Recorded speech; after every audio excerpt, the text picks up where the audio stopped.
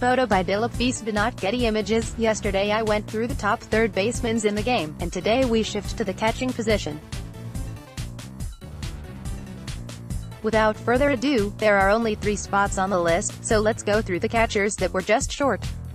Just miss Yadier Molina, Street.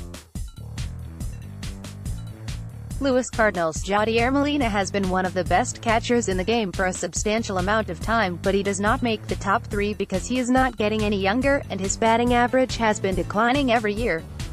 Also, Molina is competing against a lot of young catchers in the game that have had better power years, and are in the prime of their career. Yasmani Grandal, Milwaukee Brewers. Yasmani Grandal had a great 2018 season, hitting 24 home runs with nearly 70 RBIs, but I was not going to put him in the top 3 after he could not play defense whatsoever in the postseason. He has a new home in Milwaukee after rejecting a 4-year, $60 million deal, which surprised a lot of people including myself.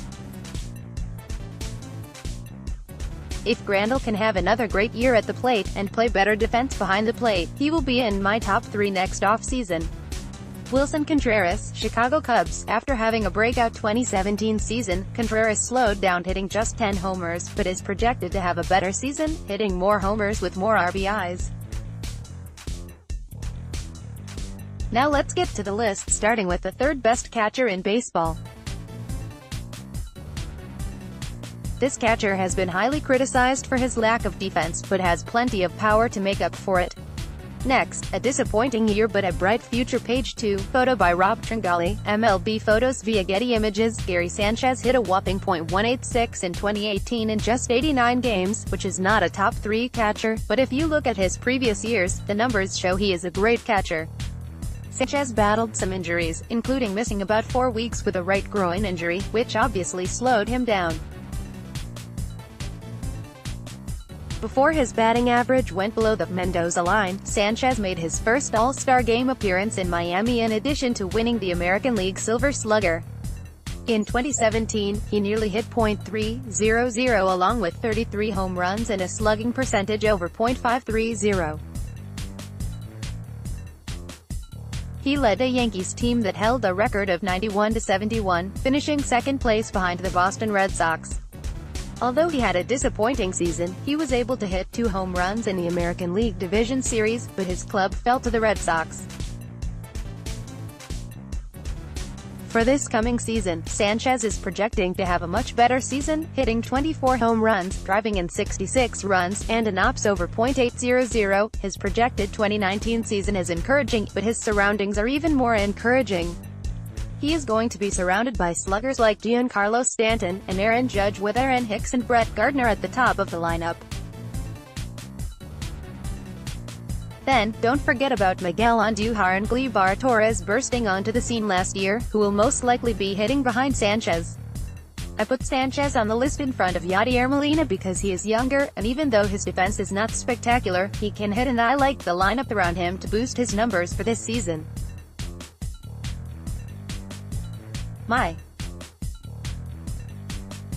Henderson, Getty Images. Buster Posey has been an elite catcher for 9 years now, going on 10, and that is not easy to do. It's such a hard position to play.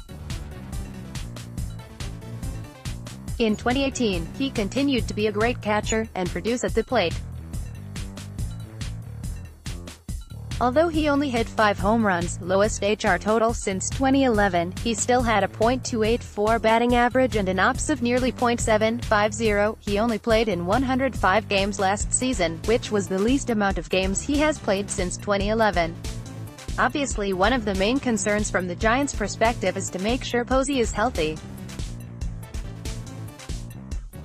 So, whether that means he will be playing more games at first base or giving him some more days off like we saw last season, that is San Francisco's main priority.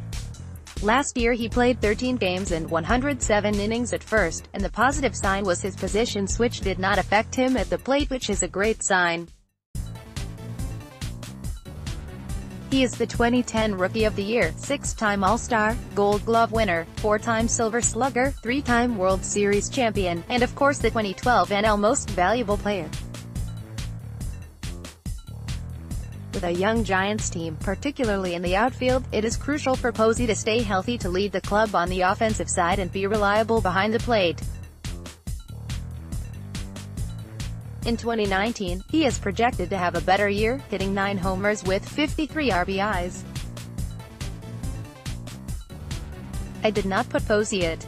Real Muto was the big topic of discussion when it came to trade talks, and at some points was more talked about than the Bryce Harper and Manny Machado sweepstakes. The reason for it is he is now the best catcher in baseball. More from Call to the pen. The catcher position is not one of the best positions in baseball when it comes to production at the plate and behind it. It is either one or other, but Real Muto has been able to do both.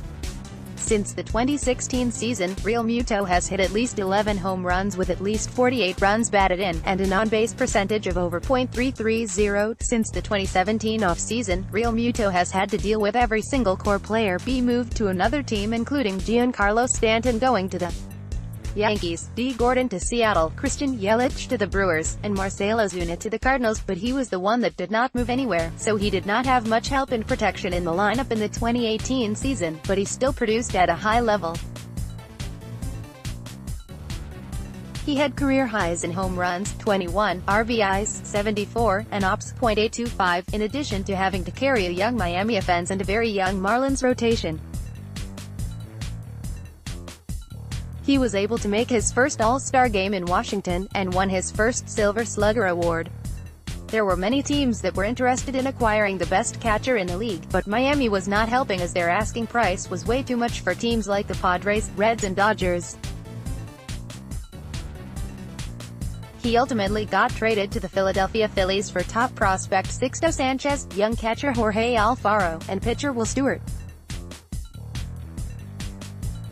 I really like Real Muto's landing spot because he gets to work with a pitching staff that includes newly extended ace Aaron Nola, Jake Arrieta, and David Robertson. Next, top third baseman in baseball. Want your voice heard? Join the Call to the Pen team. Write for us. Then, he will fit perfectly in a lineup that is flooded with talent like Gene Segura, Andrew McCutchen, Rhys Hoskins, and Odubel Herrera, maybe even possibly Harper or Machado. Those are my top catchers. Tell me what you think, and make sure you come back for my top relief pitchers list.